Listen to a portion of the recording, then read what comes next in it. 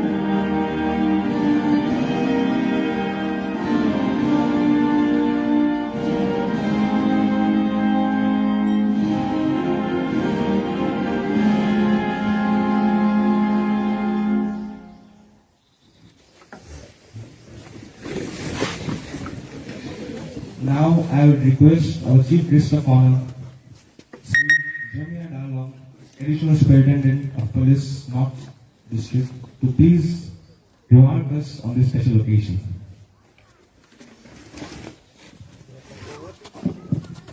Yes.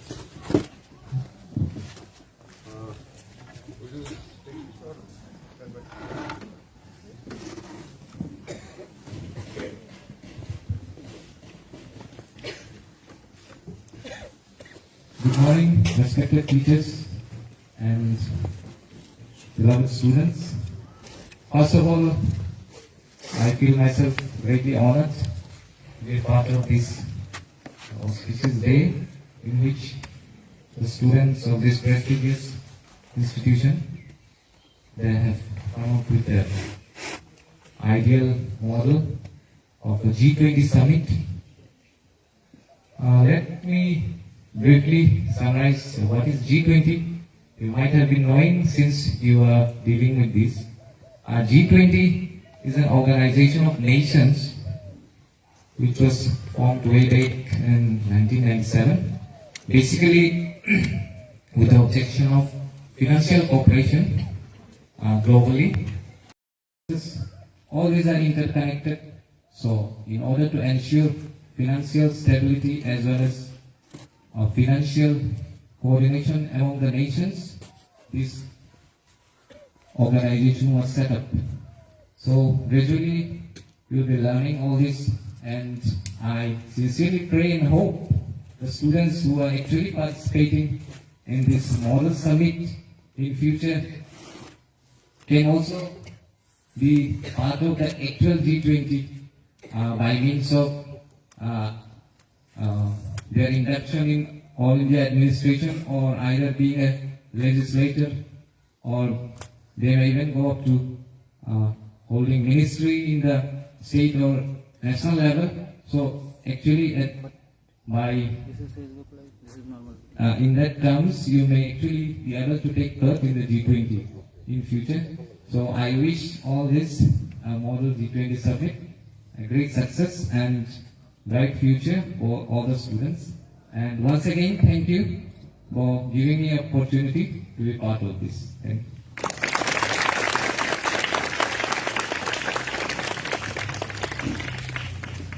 With this, now we will be starting the actual session.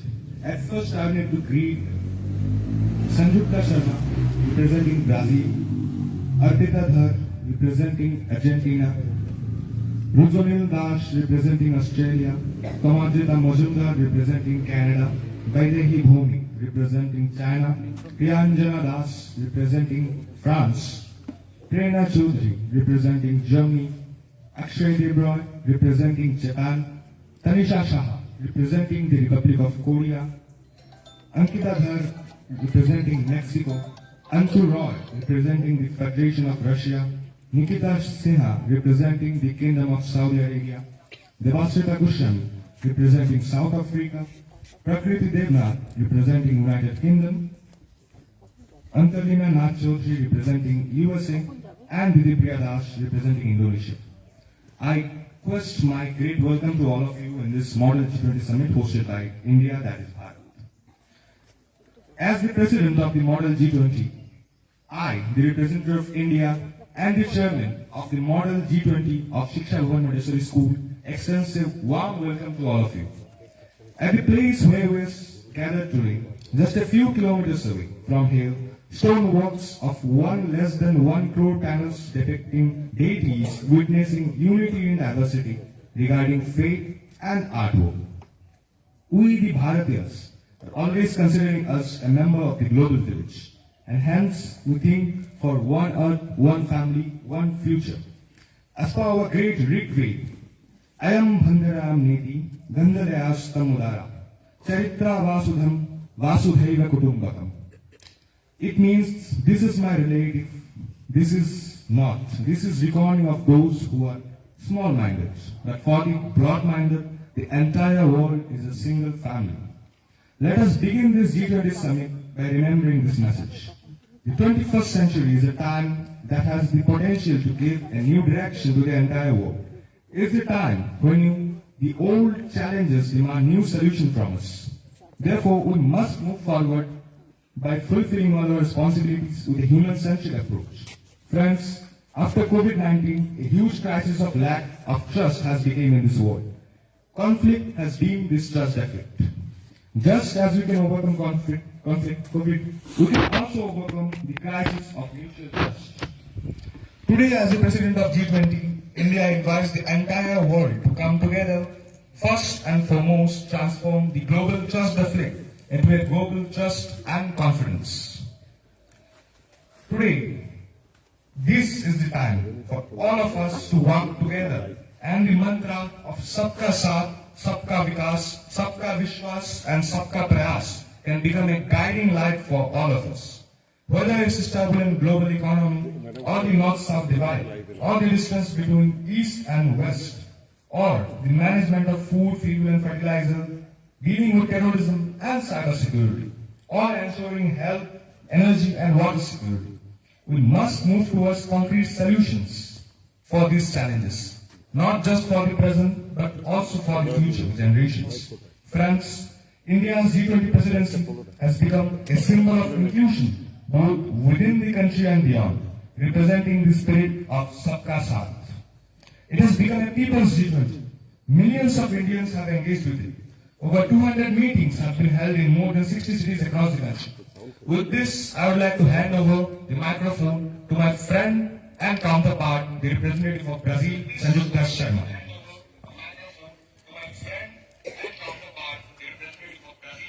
Good morning, respected sir, ma'am, teachers, esteemed delegates, and honored guests. Myself, Sanjukta Sharma, as you all gathered today for this stimulated G20 program, I am honored to represent the vibrant nation of Brazil. Today I am here to provide a snapshot of Brazil's dynamic journey in terms of its economic progress and commitment to environmental conservation. Moving to economic progress, in past, Brazil's economy thrived on agriculture and industry, experiencing notable growth. Presently, it stands as a global economic force diversifying into technology and services. Looking ahead, Brazil envisions a future marked by sustainable development, innovation, and adaptability to global economic shift. Turning to the environment, Brazil faces challenges, particularly in the Amazon. However, the present showcases a commitment to balance economic growth with environmental preservation. Looking forward, aims to seamlessly integrate sustainability into its economic policies, in charting a course for a harmonious future. In conclusion, Brazil is not just a country with a rich history, it's a nation shaping a future where economic prosperity coexists with responsibility. Thank you.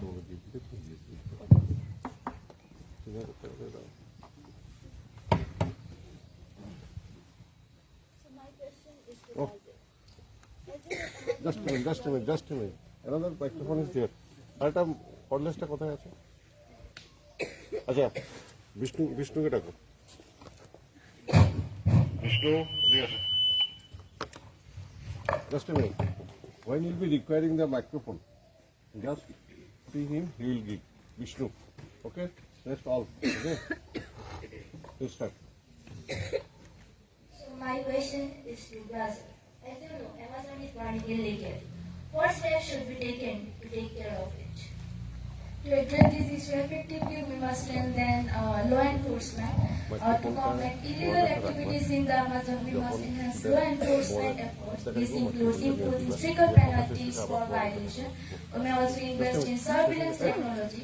We need to invest in advanced satellite technology and monitoring system to detect illegally activities in real time, allowing to prompt response. We may also engage local communities. Involving local communities, especially indigenous groups, is crucial.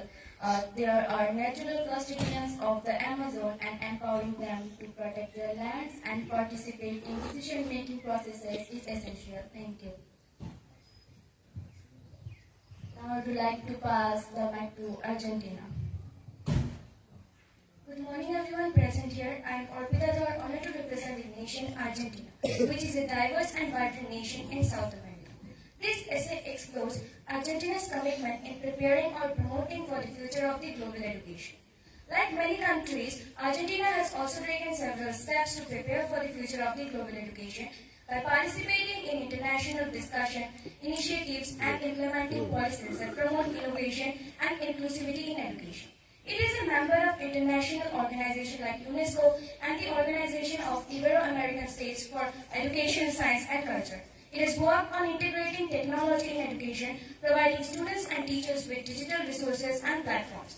It has made efforts to ensure inclusive education, prepared teachers for the changing educational landscape. It has promoted science, technology, engineering, and mathematics education to prepare students for careers in technology-driven fields and the knowledge-based economy for the future. It has engaged in international collaborations and partnerships to exchange knowledge and best practices in education. Argentina has taken several steps in creating a better world for all. It has engaged in global discussions and initiatives related to education and contributed in shaping the future of education. It has made a significant impact on the global stage. Thank you. Now I am passing the mic to my representative of Australia. Good morning everyone. I am Rudranil Dash of Standard 11 Humanities, and I am representing nation Australia, and I will be speaking about Global South. Australia plays a pivotal role within the Global South, particularly evident in its active participation in the G20 India Summit. As a member of the Global South, Australia contributes multiple perspectives regarding its geographic proximity and economic influence in the Asia-Pacific region. Through the G20 platform, Australia reinforces the collective voice of emerging economics, emphasizing inclusive growth, sustainable development, and equitable representation. Australia's engagement in the summit underscores its commitment to addressing global challenges, promoting trade, fostering innovation, and advocating for climate action. By bridging the developed and developing world, Australia fosters dialogue, advocating for policies that acknowledge the diverse needs of the Global South. The G20 India Summit serves as an avenue for Australia to amplify the voices of emerging nations, shaping a more equitable, cooperative global economic landscape. Thank you. And now I would like to pass to my representative, Canada. Good morning everyone present here. I am Tamanjita Majumdar representing Canada. I will be speaking about sustainable development, which is a very important fact in terms of Canada's global policy. In Canada, we have established several initiatives to promote sustainable development. Some of these initiatives include Pan-Canadian Framework on Clean Growth and Climate Change. This framework was established in 2016 and sets out the Canadian government's plan to reduce greenhouse gas emissions, support clean technology, and foster economic growth. that is compatible with climate change. Sustainable Development Goals, SDGs. We are committed to achieving the United Nations Sustainable Development Goals, a set of 17 goals aimed at addressing poverty, inequality, and environmental sustainability by 2030. National Energy Strategy. We have outlined a national energy strategy that aims to ensure the country's energy security, economic competitiveness, and environmental sustainability. This strategy is focused on clean energy technology and reducing carbon emissions. These are just a few examples of the government initiatives for sustainable development in Canada. We continue to focus on promoting sustainable practices and reducing the country's environmental footprints. Thank you. My question to country Canada. Can Canada share its experiences and best practices in sustainable development that China could collaborate on? We have made significant progress in sustainable development, particularly in areas like renewable energy, environmental conservation, and resource management.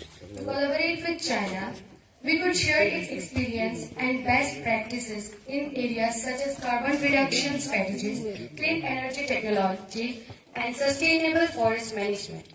This knowledge exchange could happen through government-to-government initiatives, partnerships between research institutions, and participation in international forums focused on sustainability. It's essential for both the countries to work together in addressing global environmental challenges. Thank you. Now I'd like to pass the mic to China. Good morning, everyone. Myself, Vaidhi Bhumi, representing country China, and will be speaking on food safety process in China. Food safety in China has been a significant concern due to various incidents of food contamination and adulteration in the past. China has taken several steps to improve food safety in recent areas, which include stricter regulations. The Chinese government has enacted and strengthened regulations governing food safety. These regulations set standards for food production, leveling, and distribution to ensure compliance with safety standards. Surveillance systems. China has implemented food safety surveillance system to monitor and track and safety of food products from the supply chain. Swift response to incidents. When food safety issues arise, the government has taken more immediate actions to address the problems, including issuing recalls and punishing those responsible. Those measures are part of ongoing efforts to enhance food safety in China, but challenges remain due to country's vast and complex food supply chain. Consumers are also encouraged to take personal precautions and be vigilant when buying and consuming food products. In conclusion, China continues to work on enhancing its food safety system, but it's important for consumers to be informed about the food they consume and to enforce and strengthen food safety regulations. Thank you. Just a minute, please. No. Sorry. Go sorry.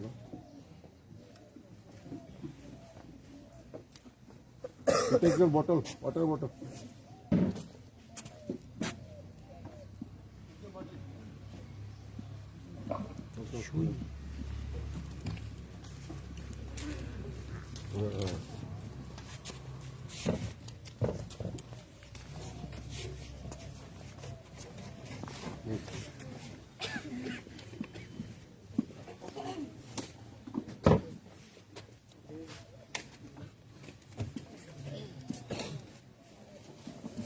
Water. Yes, start. My question, the representative of China. What steps has China taken to ensure the safety of food exports to the United States, including inspections and quality control measures?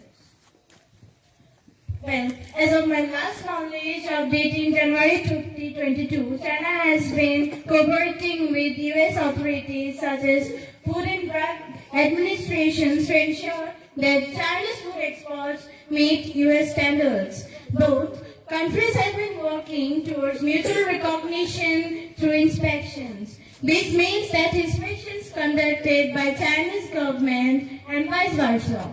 This recognition helps streamline the import and export process and ensures that food safety issues meet safety standards. Thank you.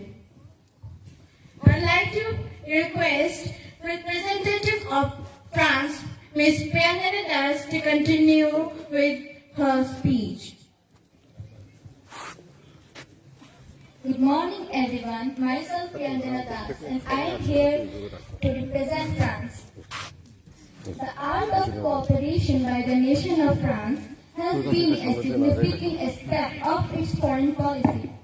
France has a long history of diplomacy and collaboration on various global issues, including environmental agreements, trade agreements, and security alliances. It has been an active participant in organizations like the United Nations, the European Union, and NATO, working with the other nations to address common challenges and promote peace and stability. France's approach to cooperation often reflects its commitment to its own national interests while also contributing to the broader international community. It can be seen in its involvement in climate agreements like the Paris Agreement, its role in various peacekeeping missions, and its effort to foster economic cooperation within the European Union. Additionally, France has a strong cultural and educational exchange program, such as the Alliance Française, which promotes cultural understanding, cooperation with countries around the world. Overall, the art of cooperation by France involves a balance of pursuing its own interests while working together with another nations to address global issues and promote international harmony. Thank you. Now I like to give the mic to Germany. Hello, good morning everyone. I am Prerna Choudhury and I am honored to be here as a guest representing Germany at the G20 summit. I am eager to contribute to the discussions on conserving the environment. Thank you for having me. Germany has formulated guidelines for an environmentally sound, reliable and affordable energy supply. The key elements of these are expanding the use of renewable energies and increasing energy efficiency. In electricity production, Germany aims to raise the share of renewables from 17% today to more than 80% in 2050. While completely phasing out electricity production from nuclear power plants in 2020. Greenhouse gas emissions has cut by 40% in 2020 and at least 80% by 2050. In the field of energy efficiency, Germany had reduced primary energy consumption by 20% in 2020 and would 50% by 2050 compared with 2008. Germany has proactive in developing ambitious environmental policies during the last decades, both nationally and internationally. The country's strong environmental framework makes it not only a pioneer in environmental protection and sustainable development, but also constitutes a good example on how a lower, cleaner carbon economy is compatible with biodiversity. Also, my country has adopted its national strategy for sustainable development, making sustainability a guiding principle for national policies. According to the 2012 OECD Environmental Performance Review, Germany has achieved one of the highest levels of resource productivity among OECD countries. So in conclusion, Germany has long been at the forefront of environmental conservation with policies promoting renewable energy, waste management and conservation efforts. However, ongoing challenges persist and continuous commitment and innovation are essential to maintain and further advance environmental protection. Overall, while progress has been significant, there is an ongoing need for collective action and adaptation to ensure sustainable environmental practices for the future. Thank you. Now I would like to pass the mic to the representative of Japan. Good morning everyone present here. My name is Siksha and I am going to represent Japan. Japan is the land of rising sun. Japan is the fourth largest economy in the world. People of Japan are truly dedicated, sincere to the development of the nation. Japan is famously known for its deep-rooted culture and teamwork, especially in the workplace. Japanese work culture has always been a much discussed topic among foreigners. Some criticize it and some admire it. Work culture in Japan is based on an intense commitment, ethics, and dedication to the work and the organization. Japanese companies expect people to have a sense of responsibility and appreciation for the workplace as a second home. Doing a job together with a team rather than by yourself becomes much easier when there is a group of people who you can communicate with easily and collaborate effortlessly. It empowers people in a way that wouldn't be possible if they worked alone.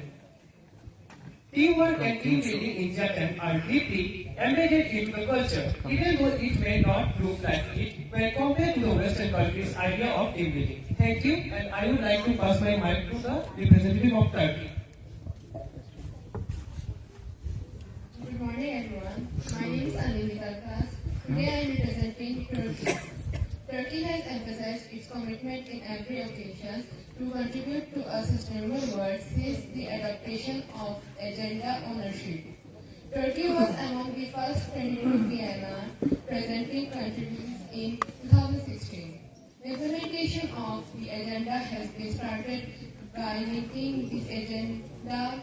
We started linking sustainable development groups with national development plans and sectoral strategies. In detail, the plans and concept of sustainable development has been embedded in the national development plans since 1996. This accumulated experience, along with the infrastructure and institutional mechanisms, provide a strong ground towards sustainable development goals. The Strategy and Budget Office under the Presidency in charge of preparing national development coordination, the 2019 Vienna preparation. This process, commanded with the highest level political ownership upon each President and Roosevelt call on government entities. During the Vienna legislative and dispute framework policies, sustainable development groups lenses. Focus area are identified for sustainability with a special attraction to this group. Additionally, 2.962 representative or constant government bodies, G20 NGOs, 2,000 companies, 14 national companies. Turkey will continue to pursue its development efforts in inclusive manner. Thank you. Now I move to representative Korea. Good morning everyone present here. Myself Anjay Chahal. Representing the Republic of Korea and on behalf of the Republic of Korea, I will speak on different cultural boundaries. So, South Korea is a country with a rich cultural heritage that has evolved over thousands of years. While it is a Here also single live nation, is going on. it is Video? important to Normal video or live? No, live. Within its culture. South Korean culture is influenced Live from? by its history, geography, Siksha, Bhavan. and interactions with neighboring countries. One of the central roots of South Korea culture is Confucianism, which has played a significant role in shaping the country's social and equal values. Confucian principles emphasize respect for family, hierarchy, and the importance of education. Additionally, South Korea has a strong tradition of Buddhism, which has also influenced its culture, art, and architecture. Shamanism is another important aspect of traditional Korean culture, particularly in rural areas. Korean cuisine, such as kimchi, bulgogi, and bibimbap, is renowned for its flavor and variety. Traditional clothing, known as hanbok, is still worn at special occasions, and traditional music and dance, including pansori and fan dances, continue to be celebrated. In contemporary South Korea, modern influences from global pop culture, technology, and industry has also shaped the culture, creating a unique blend of tradition and innovation. The Korean wave has made K-pop music, Korean dramas, and Korean beauty products popular worldwide. Overall, South Korea's culture is a complex tapestry of historical, religious, and contemporary influences, making it a diverse and dynamic nation with a common root in its rich history. Thank you, and I'd like to pass the mic to Russia. Good morning to all the dignitaries and the ladies. So, I am Roy, representing the country Russia. The G20 Union Summit highlights Asia rising significant role in the continent of the epicenter, especially the corruption of Russia. As the world's largest continent, Asia boasts economical and technological advancements in the geopolitical influences. Russia engagement in the G20, particularly within the context of Asia provinces, showcases the initially dynamic between the nation and the continent. The summit served as a platform of strategic alliances, trade, collaboration, and discussion on global world. Russia's participation underlined its role in shaping recent dynamic alliances with Russian countries, growing economic and political weight. The term Asian epicenter in the context of Russia typically refers to the fact that the significant portion of the Russian landmass is located in Asia. Russia is a transcontinental country spanning both Eastern Europe and Northern Asia. The Ural Mountains serve as neutral boundaries between the Europe and Asian parts of Russia. This makes Russia unique as this is the largest country in the world extended across both continents. The Asian part of Russia is sometimes referred to the Siberia, which covers vast and separate populated area in the eastern part of the country. So here's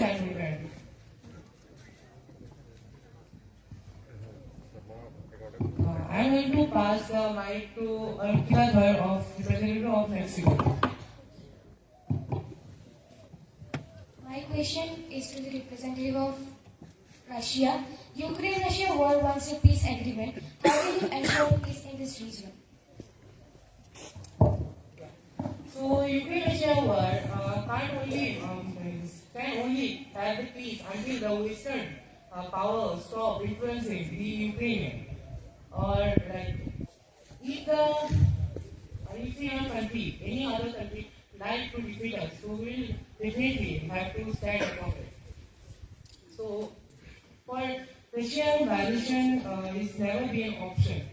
As the Ukrainians are coming to violate the rules, so we are defeating, we are coming to them. Thank you. So now I am going to give the mic to Bhavan. Good morning everyone present here. Myself Bhavan and I am going to represent Mexico. Mexico has taken several steps to combat corruption and promote unity, such as creation of National Anti-Corruption System (SNA).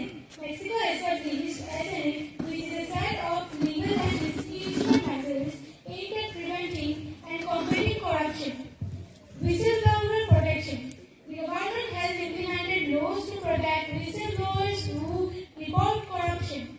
Strengthening anti-corruption institutions. The Federal Institution for Access, Information and Data Protection (INAI) and Ministry of Public Administration (SFP) have been empowered to investigate corruption cases, promote transparency. Transparency initiatives. Mexico has made efforts to increase transparency in the government operations through initiatives like National Digital Platform. International agreements.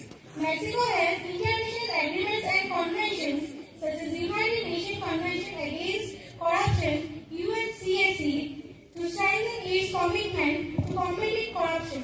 Thank you. I would like to pass the mic to South Africa. The mic is there.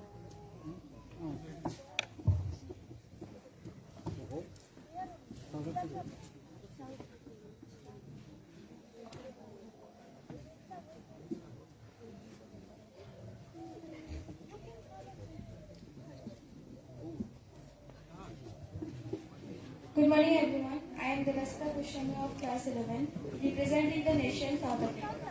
South Africa will be joining the G20 Troika along with India and Brazil this year, and it will take up the G20's presidency in 2025. Through the G20 presidency, South Africa will seek to consolidate the voice of Global South at the multilateral bodies.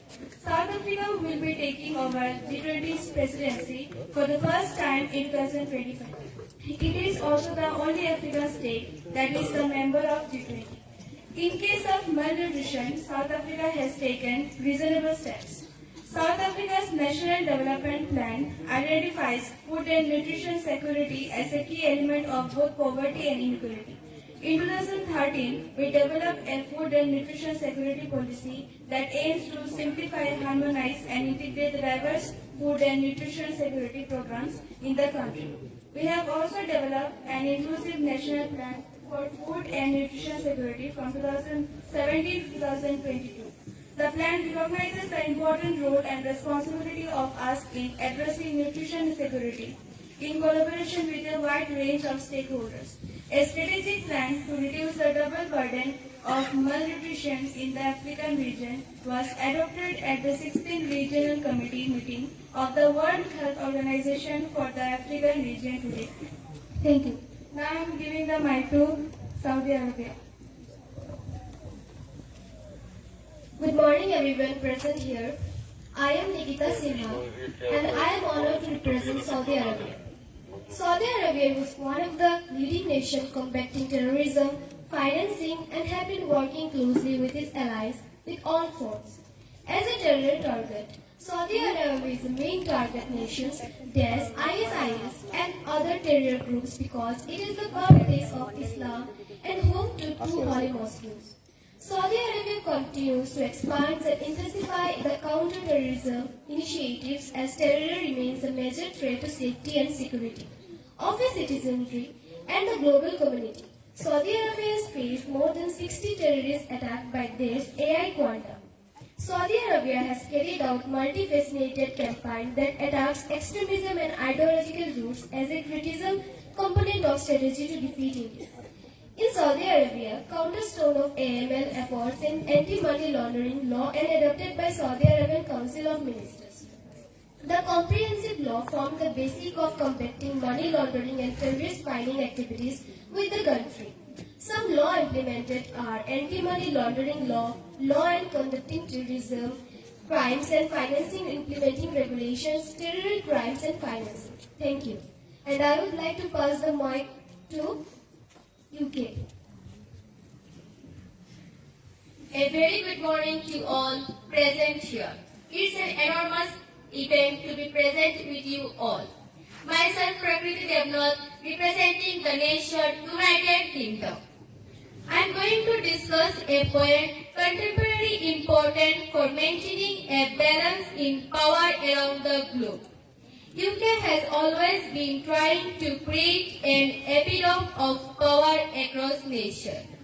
We have also intensely cooperated to modify the UN pairs to match them with the current global situation. Doing so has also helped us and the other nations to grow and work in a neutral and unbiased motion.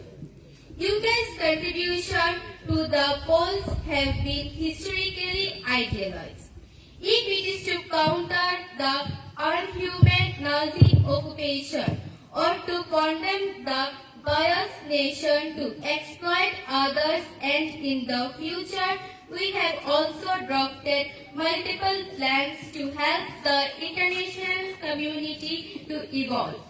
And today in this summit, we have tried to show immense cooperation between different poles, and India as the host is growing as a pole. Being a part of the Commonwealth, we are immensely pleased to see one of our counterparts evolving as a superpower. This combination of UK and India will do help to neutralize the forces trying to disbalance Asia along with the Asia Pacific. With this, we would like to conclude here with the facts of global peace, harmony and understanding of different poles, and to help the other nations to grow in a pace and fair way. So my question for the representative of UK is that what steps UK has taken to maintain peace between NATO and Russia? Well, the UK as a NATO member has been involved in diplomatic efforts to maintain stability in Russia. This involves dialogue, diplomatic channels and adherence to international agreements. With this, I would like to hand over the mic to the representative of USA. A very good morning to you all. I am Antonia Nashok, and today I will be representing USA on establishing peace in the Gulf. US is invested in partnering with Gulf countries such as UAE, Qatar, Kuwait, Saudi Arabia, Bahrain, Oman, Iran, Egypt, Iraq, Yemen, and Jordan to build a brighter future for the region. It's a rule-based international order, and we will make sure that those countries can defend themselves against foreign threats. It will be a political, economic, and security between US and GCC partners. We ensure food security for the Middle East and most vulnerable population. And US contributed $1 billion in an acute long-term food security in the Middle East and North African region. And also $10 billion for food security package. We plan $3 billion project for global infrastructure to strengthen and create new opportunities. On tackling the climate crisis and global energy security, we're investigating in global refining, processing, and battery manufacturing sites to deploy proven as well as innovative, stable technology in places that do not yet have access to clean energy. We are developing, expanding secure information and communications technology network. Right now, we're working on to provide 6 digital connectivity. US contributed $100 million for the US Jerusalem Hospital Network, Kuwait, Qatar, and Saudi Arabia. We recently began moving warships and aircraft to the region to be ready to provide Israel whatever it needed to respond. Our commitment to a prosperous, peaceful, and integrated Middle East region, and in working together to address global challenges. Thank you.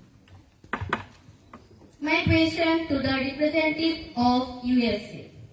How UK can support or collaborate with the US on the current diplomatic initiatives of negotiations in the Gulf region? Well, the UK can act as a mediator or facilitator in negotiations between the conflicting parties in the region. They can use their diplomatic expertise to help build trust and find a common ground. Thank you. And now I would like to pass the mic to the representatives of Indonesia. Good morning everyone, I am Didi Raj, honored to represent Indonesia. At the ASEAN gathering, I will be speaking about art of togetherness. Thank you for the opportunity to contribute. The art, especially painting, wood carving, dance, traditional music and puppetry are very much alive in Indonesia. In contrast to some Muslim countries, there are few objections to using representation of human and animal in Indonesian art or for the woman to engage in dancing. The most well-known art forms are produced in Java and Bali. Alas, is a term used to describe the traditional Javanese appreciation of art, but the other islands have especially rich cultural tradition. Indonesian is culturally rich. Indonesian art and culture are intertwined with religion and age-old tradition from the time of early migrate with Western thoughts brought by the Portuguese traders and Dutch colonists. The basic principles which guide life include the concept of mutual assist or Gautam Roy and constellation or Musea Bora to arrive the concept of Mufakat. Derived from rural life, this system is still very much in use in community life throughout the country. Thank you. Friends, who have complete faith in the Traveler spirit. We pledge our unwavering support to Brazil and firmly believe that during their leadership, the G20 will further advance on common objectives. I congratulate the representative of Brazil and my friend Sanjukta Sharma. This G20 session was a unique blend of vibrant culture and representation and also a space for free speech and agreement. I today dedicate the mantra of global understanding. May the path toward one earth, one family and one future be pleasant. Sarve Bhavantu Sukhina, Sarve Santu Nirmana, Sarve Bhadranu Kasantuna. Ketchidaman Bhavan, which means may all be happy, may all be free from infirmities, may all see good, may none partake the suffering. With the well wishes of 140 crore Indians, I express our sincere gratitude to all of you. And I would like to invite all of you to our journey of the New Dawn. With that, I would like to pass the gavel to the representative of Brazil.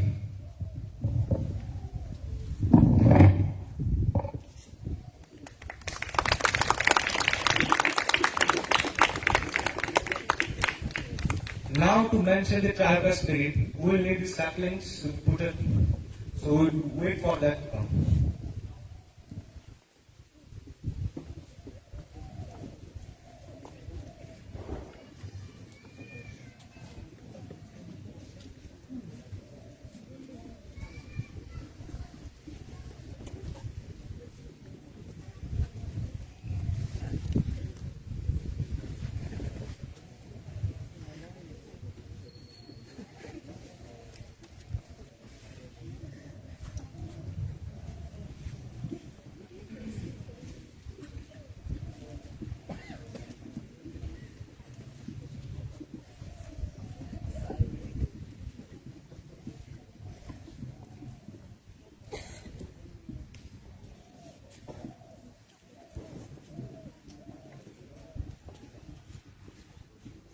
The Trioca has always been the core support of the G20.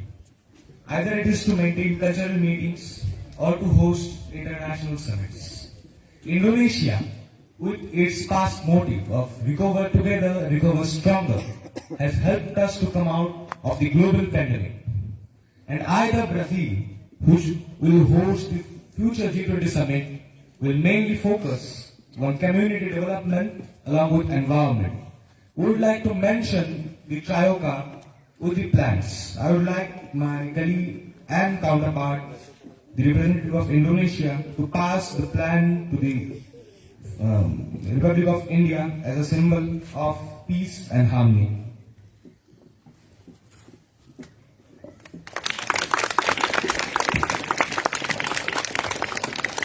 Now I would request the representative of Brazil to pass the plan to the representative of India as a show of information and power sharing.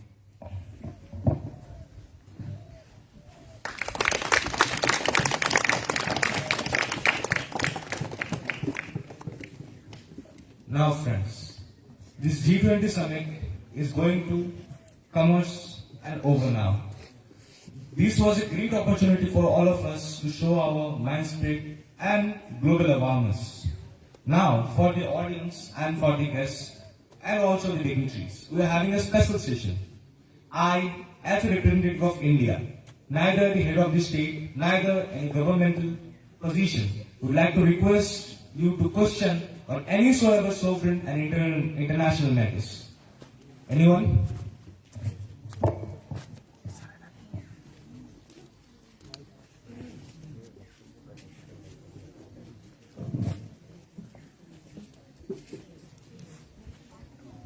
If you want to ask any question, raise your hand. We will pass on the mic.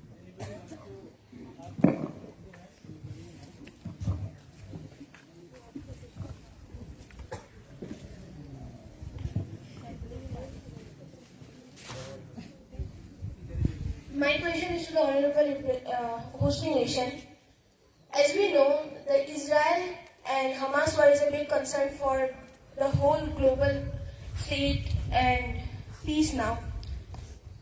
India has openly supported Israel, while the Kingdom of Saudi Arabia has openly supported Hamas. How is this gonna impact the international relation between these two countries? A very good and nice question. But there I would like to add a bit more. The Kingdom of Saudi Arabia has supported Palestine, which is a state in the Middle East. And Hamas is a terror organization operating from Gaza Strip. We have always been stood up against terrorism and all the violent rule and we have always condemned act of violation against any sovereign or any unrecognized nation. Israel has always been one of our great allies. But that doesn't mean that we will stand against humanity. We have no difference or we have no issues with Palestinians living in the Middle East. But Hamas, which is violently targeting Israel with 5,000 rockets launched in a single day and more than 2,000 killed in the first attack, has nothing to do with our relation with Saudi Arabia. And Saudi Arabia and India are working together on multiple projects internationally and globally. Is it clear about your answer? Any more questions?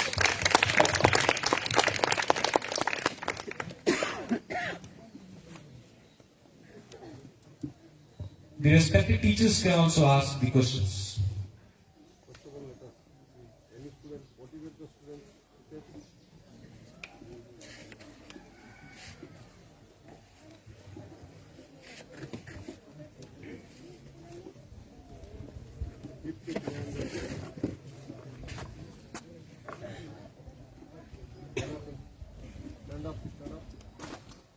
So, my question is, why actually G20 is means hosted by the nation? Why? Why not that every country should be participated in G20? Why only 20 countries participated? A very good and factual question, Michelangelo. See, the G20 is a derived group of G7. There are 7 international countries, namely Canada, US, Italy, France, United Kingdom, and Germany. These 7 countries together were ruling most of the global economy and global politics. But now the world is changing. The world is moving toward a global village. So we need more acceptance. And with this agenda, the G20 was set up. You see, we are giving chance to unions like the European Union and African Union to speak on that matter. So how can you say that we are not accepting all? We are accepting the main ones who are having global importance. It cannot happen that 196 countries come together until and unless it's an UN charter. And all the countries are not collided with the same objectives. The 20 countries present here are having the same objectives of economic development and financing. So we 20 are coming together on our own agendas and objectives and presenting it to the whole world as a declaration. Thank you. Is it clear about you? Next question.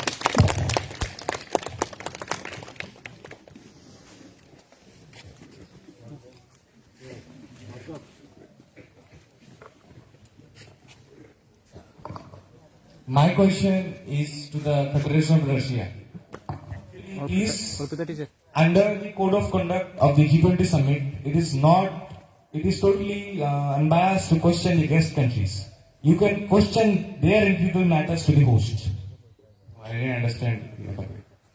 Under the code of conduct of G20, Article 28, Clause 3, here they state that the guest shall not be questioned under any circumstances. You can question the international matters of the guest countries to the host. So my question will go to the host. My question is that why the Federation of Russia is supporting Palestine in this recent conflict between Palestine and Israel?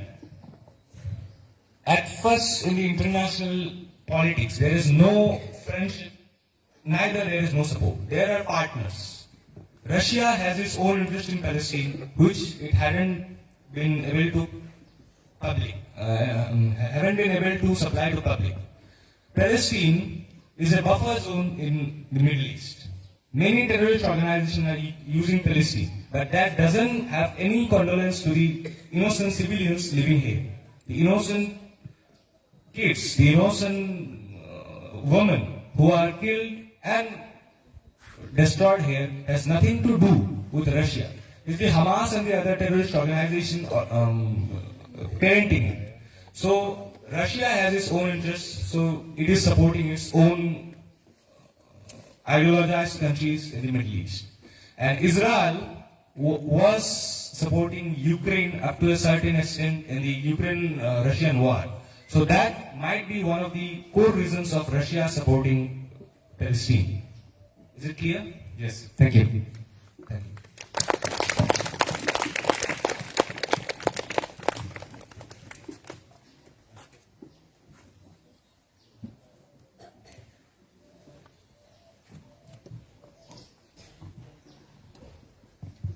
So, I wanted to know about the current relation and the situation of India and China relation. India and China relations were historically important. If you take from the Silk Route, maybe before the Silk Route, India and China were allied until the 1962 war, where the Chinese communal government bypassed the Indian sovereign land of Aksai Chin and a small part of Sikkim and Arunachal Pradesh. We are continuously trying to develop the relations, but the Galwan conflict has a bit of spiced the relationship status. But still to date, the Indian embassy is operating here, which is do a positive thing. And China and India have always been connected through trade. China trades important supplies like gadgets, electronics, etc. to India. And on the return, India sends paramedics and other medical equipments to China. So, as my colleague Russia mentioned the Asian epicenter, to give life and to give motive to this topic, we have to develop the relationships in the Asian countries. The time of the Western rule is over. Now we have to cooperate, the Asian countries have to cooperate to come up togetherly on its own. Is it clear? Yes, thank you. Thank you.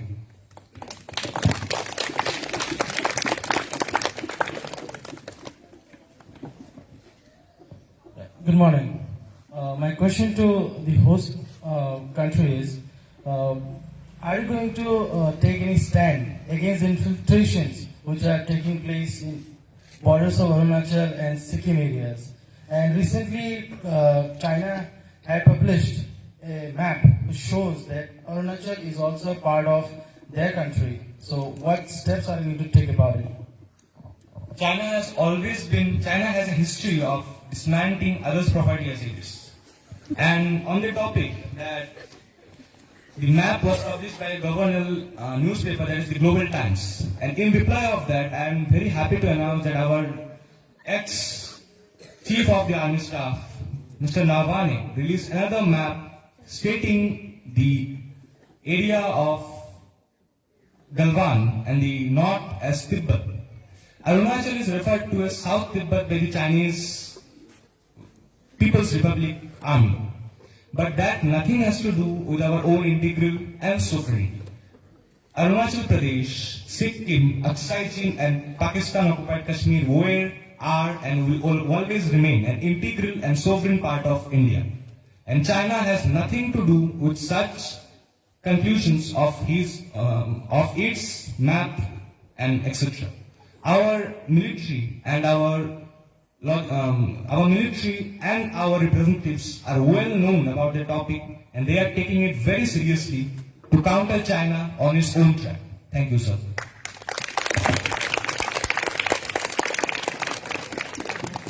Any more questions, please?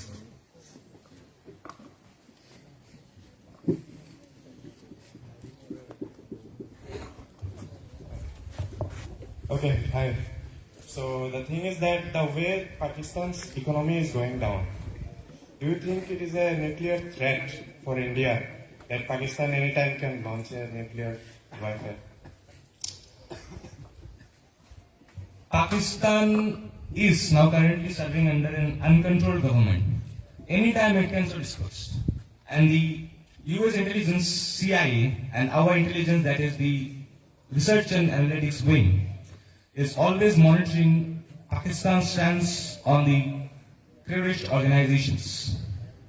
Pakistan's economy has nothing to be left out to grow. Pakistan has always supported violent and international terrorist organizations through its own supports. It has laundered the money served to it by the international banks, the World Bank especially, into terrorist organizations. And the international community is very much proud about that. And mainly in the UN Charter, the threat of a nuclear war is always kept. Now, as India, we are having multiple defense systems, including the S-400, which were three of which were equipped by in the Indian government from the Federation of Russia. They are well prepared and well conceptualized to counter any threat coming from Pakistan. And the BrahMos incident, which happened a few months back, clearly specifies how Pakistan is prepared on its own military basis. Thank you, sir.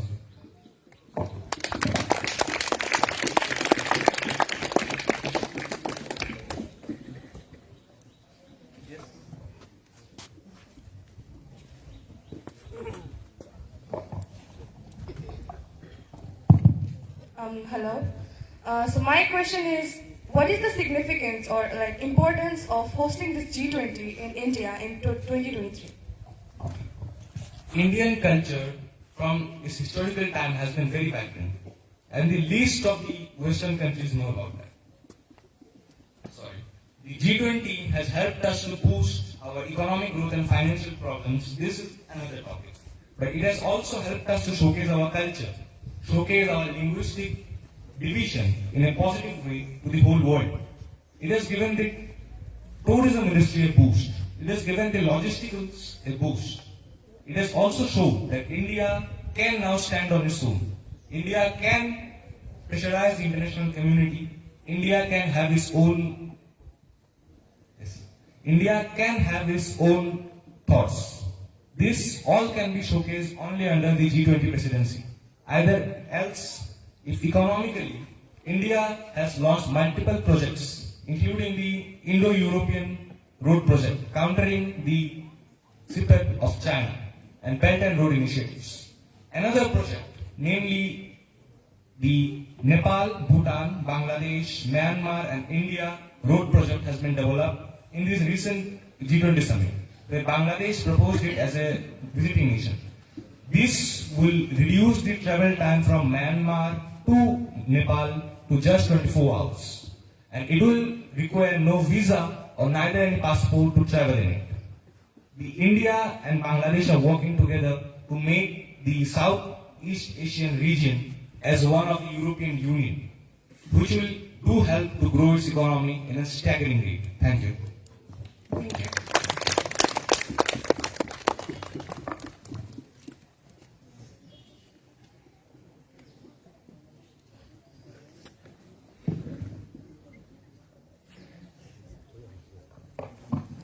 Good morning. I want to ask a question to the host that a representative of China, they told about the food chain supply to every country, and that was their main topic to say today.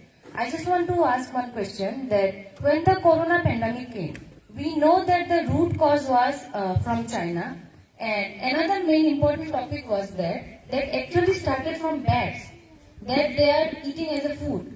So that on that condition, can we trust that other countries should take help on food chain to China, and in further future, these kind of incidents, what they are eating will not hamper other countries, or this kind of things will never happen again in the future?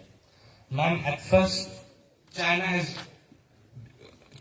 totally denied the WHO, World Health Organization, to launch research on the Wuhan lab, from where the coronavirus spread. So till date, no resources have been publicly prized. But under certain intelligence agencies have claimed that China is totally unmannered on its food security. But if we go to the South Pacific nations, African nations, and South American nations, they are not having the enough economical power to purchase and budget the Western food products.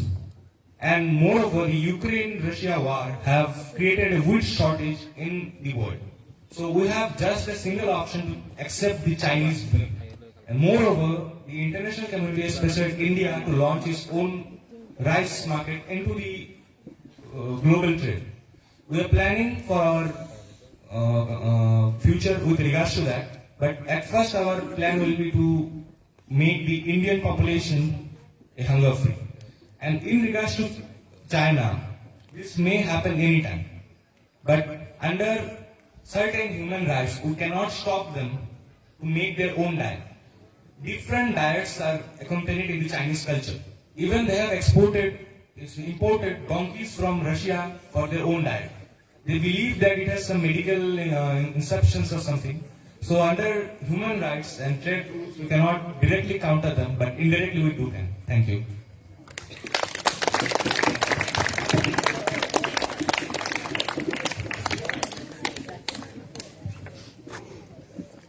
I have a point with the host country. As Canada is one of your counterparts as a G20 country. And as we know that recently the relationship between your country, that is India and Canada, is in a bottom line. Even the embassies are, all the embassies are going to be closed. Now, how as a host country and the leader of G20 presently, how you deal with this crucial situation with Canada? Thank you. Thank you, sir. At first, either as the host or either as the member, I have no authority to deny my own interest. India has a one and strict policy. It stands against terrorism. Canada support Khalistani elements, including Hardeep Singh Nijjar, who was mysteriously killed in a recent encounter. Canada blamed us in its parliament that we are responsible for his murder, but it doesn't show any proof or record to the international community. Yes, we do have closed our embassies in the opposition case, but Canada has done it first. And to maintain our integral sovereignty, we have to take steps. But moreover, most of these international students are residing in Canada. We, as India and Canada, have taken multiple steps, keeping all our international relationships aside, to make sure the civilians who are either in each of the sides, either Canada or either India, are safe and are able to sustain their livelihood happily and joyfully. And moreover, still in this summit, I cannot directly question Canada in regards to its fake allegations, but indirectly I can. So thank you, sir.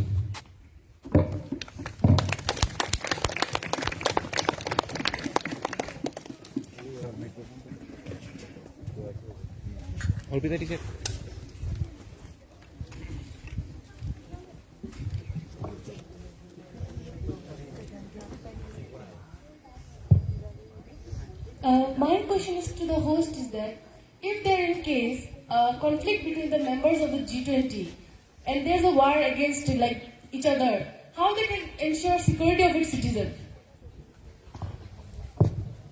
The G20 was built up with the motive of economical growth and financial stability across the 20 nations. 21 parts, precisely. The conflict situation is well handled by the United Nations Charter, under which we have precisely signed the anti-nuclear treaty. In this G20 summit, me as a representative of India, Ankur as a representative of Russia, Vaidehi Bhumi as a representative of China, we are the major nuclear allies, along with our great ally of Antarina Nath-Chaudhary of US and Prakriti Devna of UK. We have collectively signed an anti-nuclear pact under which we cannot use either nuclear, either conventional or any soever unhuman act on any civilian camps. And most prominently, nuclear weapons are internationally banned. Any nation cannot publicly speak that it has nuclear weapons until and unless it is in own safety. Multiple countries like we, India and China, have agreed on no first use policy to maintain peace in Asia. US has a responsibility to maintain peace across the world as it is an economic power. So produced a pact of no use of weapon, and we and China are the only signatories in the Asian Pacific region. So we have always tried our best. We have always tried our good for our own citizens. Thank you.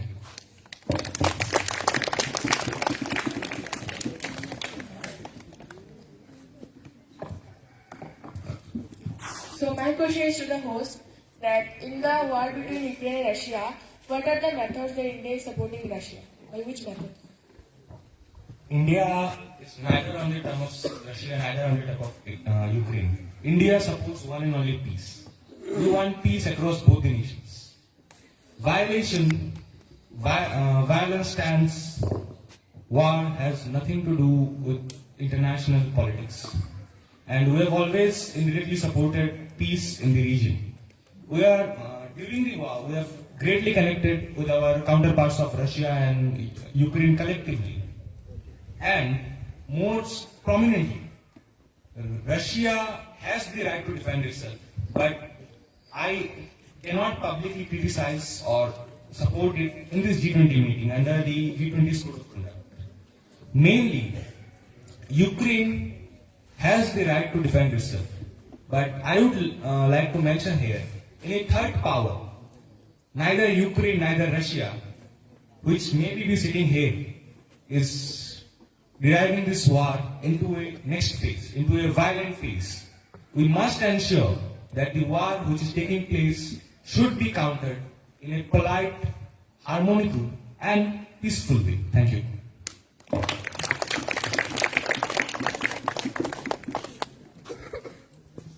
Vishnu?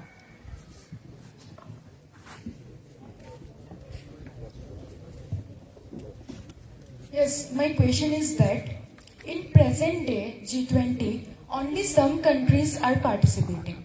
So in future, it is possible that other countries can also participate in it? Yes, it is too possible. And after this summit, the G20 will not remain G20. The name may be remained as G20, but it will be G21. We have included European Union as a member. And as in our declaration, the New Dawn, we have to grow an inclusive world. We have to include different poles, different powers to sustain a more independent and free world.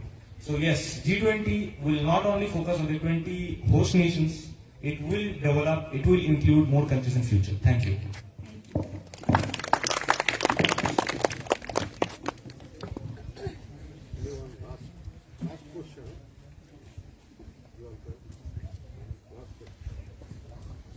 Hello.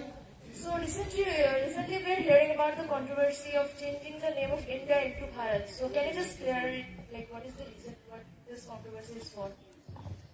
In the Vishnu Puran, it's clearly mentioned, Himalaya Chirodakshaya Bharati, Bharata Namaya, which means the southern part of Himalaya nation states, which is Bharat. And the people here are called Bharati. Firstly, in the Indian Constitution, it's clearly mentioned in Article 1 that India, that is Bharat. Bharat and India were and are the common name of the sovereign nation which lies just below the Himalayas and just above the Indian Ocean. So Bharat was a name of India. The fact is that it was not popularized. In this G20 India summit, Bharat itself in the Devanagari script mentions a lot of emotions, mentions a lot of cultural benefits, mentions peace. India, and most importantly, India was a name given by the Sindh people who cannot spell I. It is derived from the Indus river, which says Sindhu, and which was converted to Hindu and later on Hindu, which is known as Hindustan. And the Britishers transferred it to India. So I, personally, not as a representative of India, would like Bharat over India because it represents our culture, it represents our history, it represents our global policies and foreign statements. Thank you.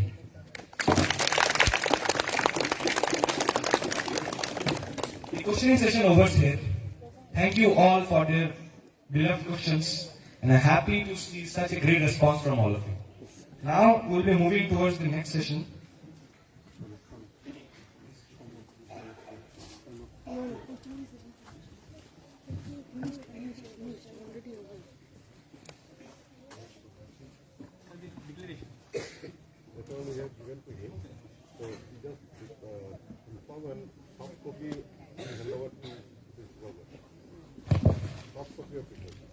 In this summit, we have spoken about multiple factors which I am studying. Economy and environment, preparing for the future of global education, the global south, the future of sustainable development, food safety, cooperation, conserving environment, working together, working better, different countries, one root, unity over corruption, Asian epicenter, countering terrorism and money laundering, balancing the poles, establishing peace in Gulf, the art of togetherness, and at last my point of moving toward a new round. The total declaration in a soft copy format will be sent to all the school groups present, all the school groups of the students present here from 8 to 12. I would request you all to read out the whole declaration. The points we have mentioned there will be followed by us personally, and we would like to request you all to follow all the points, especially on conserving the environment. So, thank you all for that. And now, at the next moment, I would like to request the school authority to declare us in this special event. Thank you, sir.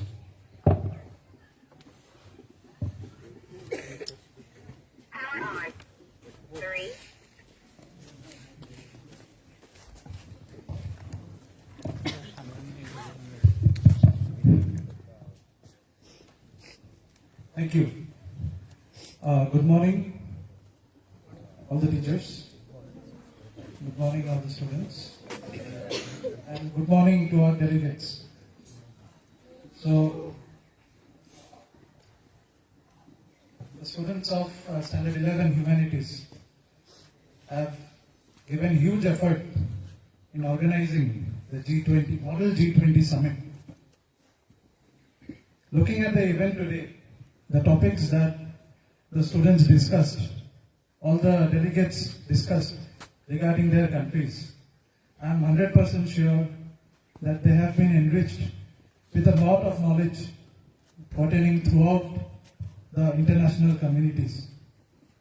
Also, I want to congratulate the host nation, Aditya, the student representing our host nation. He has given immense effort to organize this, and I personally congratulate him for the efforts that he has given, for the skills that he has shown, the leadership skills that he has shown, so that they can organize this event in a fruitful manner. And also I would like to thank all the students for participating in the questioning session, also the teachers. You have correctly understood the meaning of the G20 summit and also asked a lot of pertaining questions regarding global economy as well as safety and security of people all over the world. Lastly, I would like to congratulate the students of Standard 11 Humanities again. They have organized such a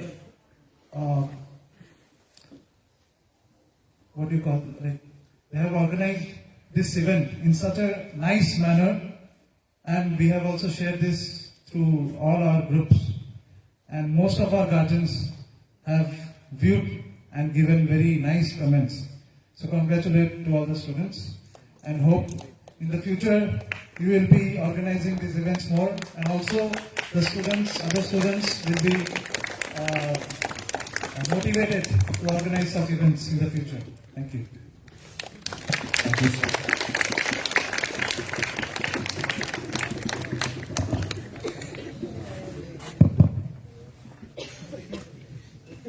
Taking the seat, please. So, Model G20 Summit, organized by Standard 11 Humanities stream. It's a unique opportunity for all of us to witness this Model G20 Summit by you all. 2 days back I heard, I was out of station after coming back. I heard from Vice Principal sir that Class 11 Humanities stream they are interested to organize this summit. I had a talk with him, and initially I was skeptical because G20 is an international body. To organize this type of summit, lots of research, lots of back-end work is required. Then he told that the policy teacher is also looking after it. And I had a talk with the policy teacher also, and particularly the host nation, that is Aditya Bhattacharya. And when we came close to the date, when we were getting lots of information from them, particularly from Aditya, we understood that yes, they are very serious about this. And so far my knowledge goes, for this summit, they met physically, virtually, many times. Whatever they have produced today, it is at least 20 days or 30 days work that is resulted here. So very big congratulations from each and every members of this special congratulations to the host nation, Mr. Aditya Bhattacharya.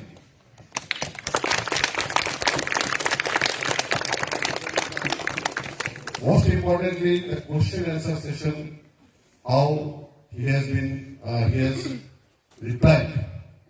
And I understood, or we understood, that these are not prefixed, that this student will ask that question, this teacher will ask that question.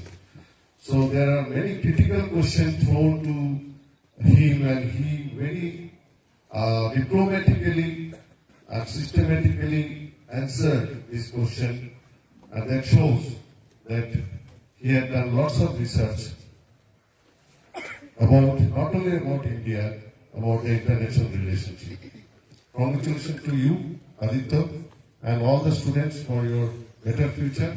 And I hope those who attended today, including our teachers, you have enriched with many informations, and we look forward to organize such event by other teacher students any point of time. If you come forward with this type of unique initiative, our school door would be always open.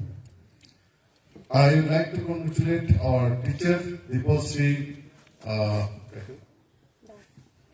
Das. Please come forward. She is the person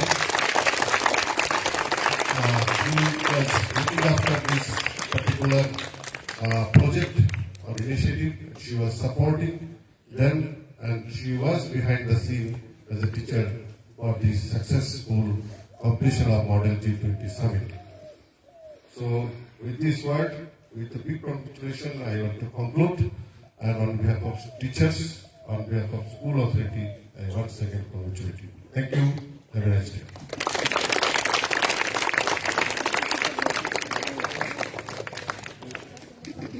Now I will request the poster teacher to speak on behalf of all the teachers in this regards. Thank you.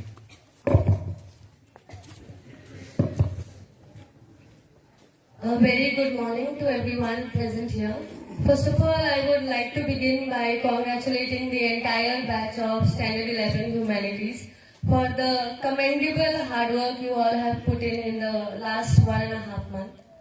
There's a perception that only students get motivated by the teacher, but this ideology works other way around also. Teachers also do get motivated by students, and the amount of hard work, dedication, unity, sincerity, and above all, your zeal to outshine everyone has motivated all of us present here. I, on behalf of the entire school, would like to thank all of you for helping us achieve a new milestone and also to earn a new feather to our glory. And I hope this tradition of conducting Model G20 Summit continues in the near future as well. And lastly, I would also like to thank our Principal Ma'am, Vice Principal Sir and Administrator Sir, because without their support, this event wouldn't have been successful. So I, on behalf of entire Standard 11 Humanities, would thank you all for assisting us and supporting us for making this event a grand success. Thank you.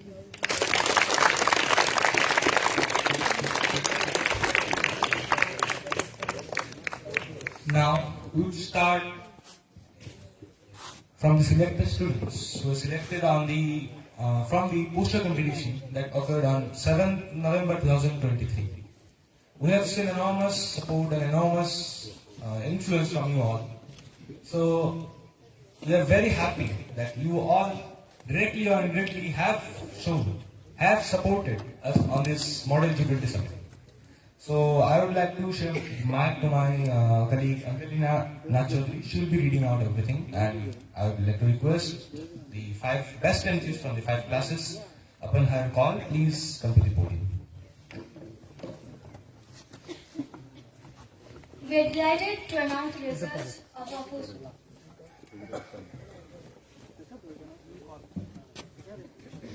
And you have to give.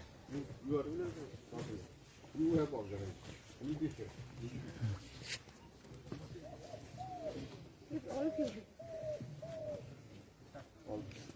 We're delighted to announce the results of our poster competition. From class 6, there were multiple partial entries, but among all, 3 students performed immensely well.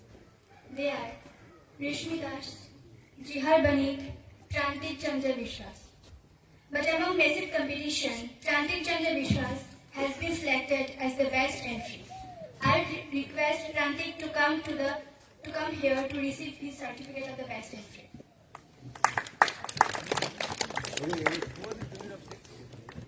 Who are the juries? Tanisha. She had. Yes, he was the supervisor of Tanisha. Okay, please come.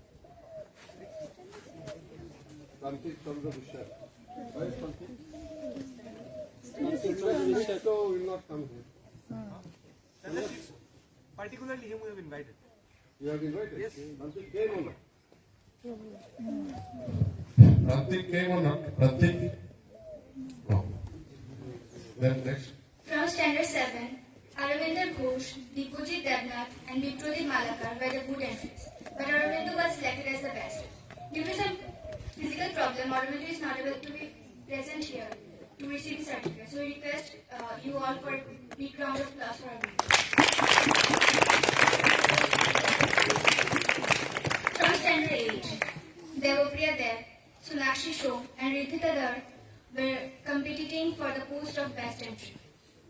Their skill and thinking to intended us, but at lastly, Ritika Dhar is selected as the best entry. We request Ritika to come here to receive her best entry certificate.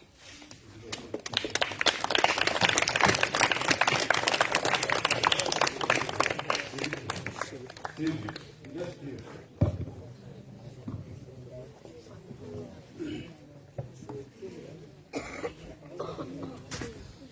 Come here.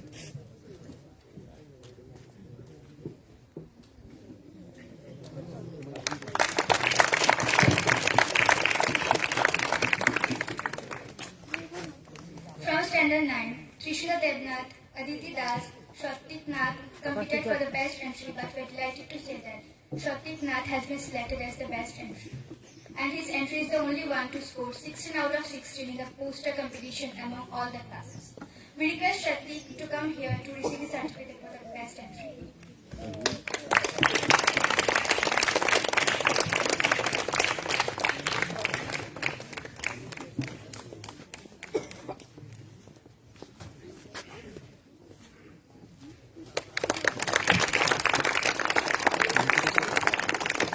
From standard 10, Shaptodipa Nath, Shamadrita Sharma and Dipanita Das were selected as the entries. We were a bit confused among the inscriptive fusion paintings of Shamadrita and Dipanita Das. But as a rule of the game, there is always a single winner. So we are requesting Dipanita Das to come here to receive her certificate for the best.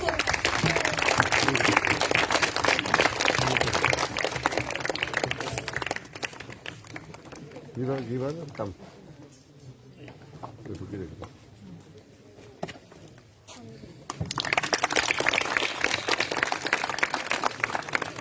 We extend our sincere gratitude to all the participants for their enthusiastic involvement and commitment to making this competition a success. The diversity of perspectives and creative approaches highlighted in each entry has made the judging process both challenging and rewarding. Thank you for your contribution to the success of G20 poster competition, and congratulations to the all-talented individuals recognized for their exceptional work. Now, the summit was one of the best of its own kind.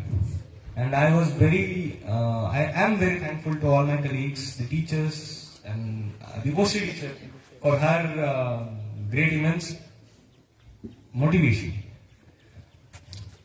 This summit has given us multiple aspirations, multiple thinking, and multiple type of policies. But it has to come to an end. It is ending now. But will it be just for today, or it will be of the future? Maybe future. We'll be following all the tips and all the cautionary things mentioned here. Now, we personally would like to mention two teachers here. One is our class teacher, the Montessori teacher. What she did, we were into the arcadian of her, how that she has summed it up. She was very nervous, she was very much interested too. And at lastly, she even told us that if any somehow, okay, I'm not going anymore. Moreover, there is another teacher. She is not getting our classes. And maybe she had ever got 1 or 2 proxy classes of us. She was one of our past teachers, and she is directly not involved in this program. But indirectly, she has multiple assignings here. People say that a plant needs a base, a plant needs soil to grow, and she has acted as soil for many of us. I am thanking Momita teacher for her immense motivation, immense and direct help.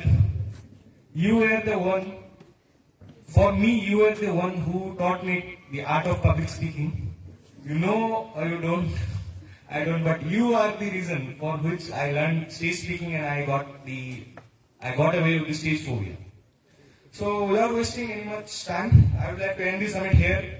Thank you all and everyone to be a part of this great summit. I am declaring this declaration accepted by all of you.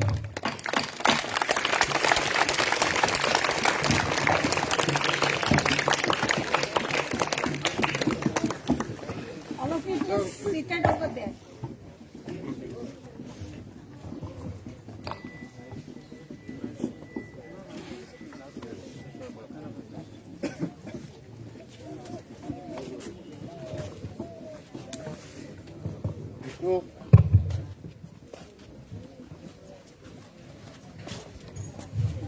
Now, we want to hand over token of love from our side to all the delegates of Model G20 Summit. I would like to request Mr. Madam, please come forward. You should be here. We will be coming because after this, we will go for photo session. Okay? And that photo session, first of all, teachers will get chance. Teachers will stand behind them and will take photo. And then all students also, class-wise, they will get chance to have a photo with them. Okay? And after that, it will be dissolved.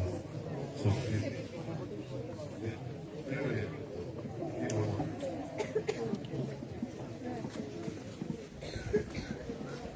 Madam is giving to South Arabia, South Africa, UK, then USA, then Indonesia, India, that is Bharat, Oh, it's nice. Brazil, Nicely done by you. Argentina, Australia, Canada, China, France, Germany, Japan, Turkey, Republic of Korea, Russia, and Mexico. Big round of applause for the students. Interesting. And big congratulations for this group of students for having direct sunlight for last 1.5 hours. But they have not escaped from the situation. That shows your tenacity, your zeal, and your interest for this summit. Now I'm requesting the teachers of all, let us, Principal Madam, Vice Principal Sir, me, and all teachers should come forward.